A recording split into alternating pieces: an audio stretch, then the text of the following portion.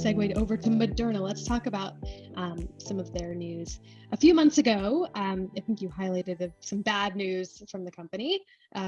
Chief Medical Officer Tal Zaks is leaving the company in September.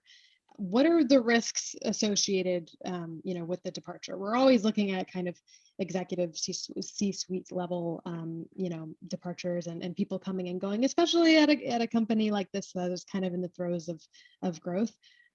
So how have things progressed since you last talked about it? What are we looking for come September? What's going on here? Well, I think the risk is that, this position is in charge of clinical development and regulatory affairs, so two very key things, especially for a company like Moderna at this stage. We see that they have they're working on boosters and they're going to want to apply for, an EUA soon on that. Then they have other things in the pipeline. They're moving aggressively forward. So we need to have someone in that job who has a lot of experience and who knows the company or knows the sorts of things that the company is working on. So we've got some good news. The company hired Paul Burton from Johnson & Johnson. He'd been there for 16 years. And then most recently, he'd been at Janssen. Now, Janssen is part of Johnson & Johnson, and they are the maker of the Johnson & Johnson coronavirus vaccine. And he was Chief Global Medical Affairs Officer.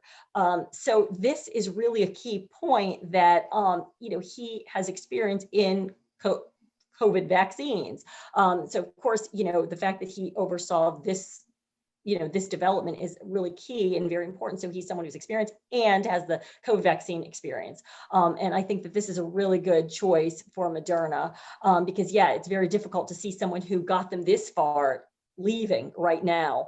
But it seems like it's going to be a smooth transition. Zaks leaves in September and Burton joins in July. So that gives them, time to work together. And I think that this is definitely really good news.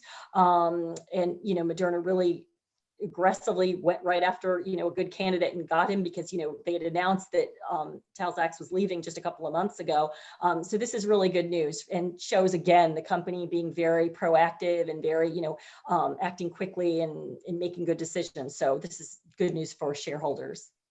Yeah, I think so too. I think Burton's experience, just general regulatory affairs between not just in the States, right, but all over the world. And Moderna, if they're going to be, maybe not as much of a giant as J&J or some of Janssen's drugs have been, but it's still a huge positive.